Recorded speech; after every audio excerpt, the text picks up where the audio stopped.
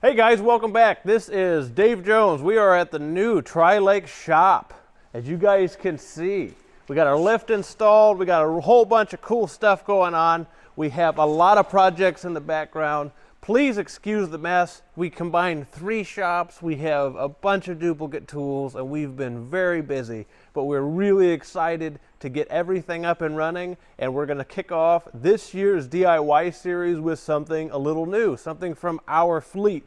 What you see in the background there on our lift is our 2014 LR4. Today we are actually going to address one of the major issues with these trucks. It's a weak point on their lower control arms. So it's a problem that all these trucks have.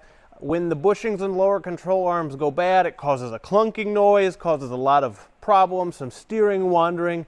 Super easy to fix, really inexpensive with help from our guys at Atlantic British. Stay tuned, and we're going to show you how we remove the old control arms. I'll show you what fails, and then we'll get this thing back on the road. All right, so here we are. We're getting ready to put the LR4 up on the lift. Now, I love Land Rovers. I love British cars. I know a lot of people hate them. They say they're crap. And they have like their own little quirks. They have their own little personality. It's true. But they're really easy to work on, especially if you know some of the little niggles and some of their little personality traits.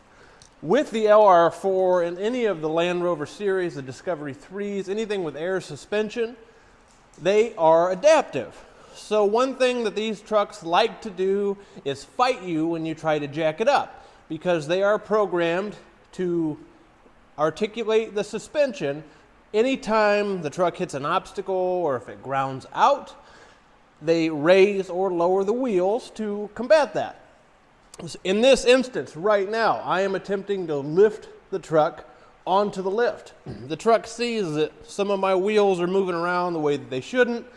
The truck is unhappy. So what it has done, it has aired out the suspension and it has set it down on the lift pads.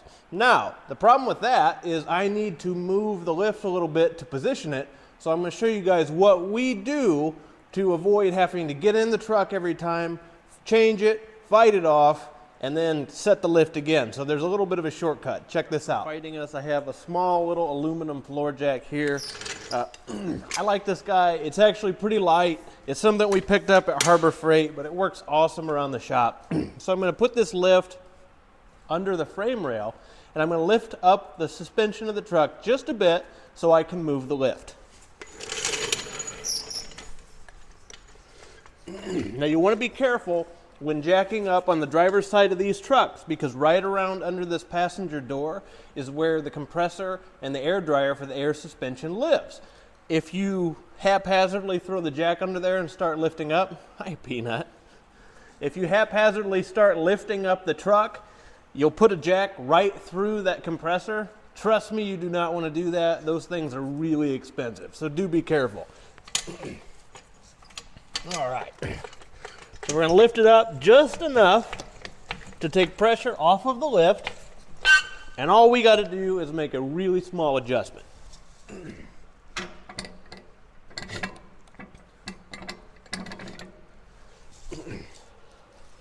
And we'll set it back down.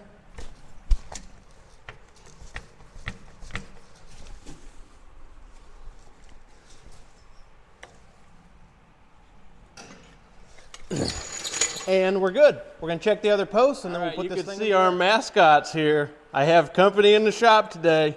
This is Bruiser and Peanut, so you'll probably see them. They really like to follow around. They're going to get in our shots.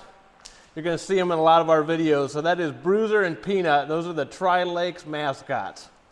All right, we're going to make one more check underneath the truck to make sure our lift points are good, because one thing I absolutely don't want to happen is for this thing to fall off the lift. That would suck, and it would really ruin our day. So I'm going to take a quick peek underneath, and we're going to put this thing in the air.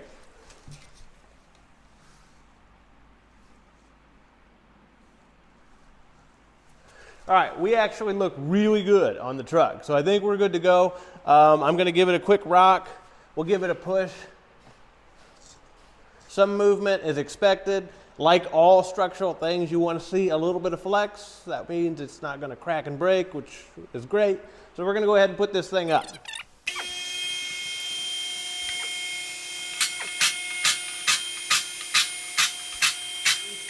Here is our lower control arm. So on these trucks, they have independent four-wheel suspension. So we have a lower control arm on the front and the rear.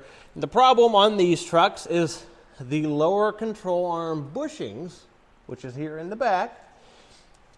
They are made of a really flexible elastomer because these trucks have a suspension articulation of about 8 to 10 inches. Don't quote me on that. But with air suspension, they can rise and lower, and the bushings have to be able to take that into account. It allows for a really flexible bushing and a smooth ride. Problem is, over time, the elements and things attack them, the bushings break down. Now, I can't really capture it well on video, but when I take these off and put them on the bench next to the new replacement parts, you're absolutely going to see the difference, and you're going to see how cracked and distorted these bushings are.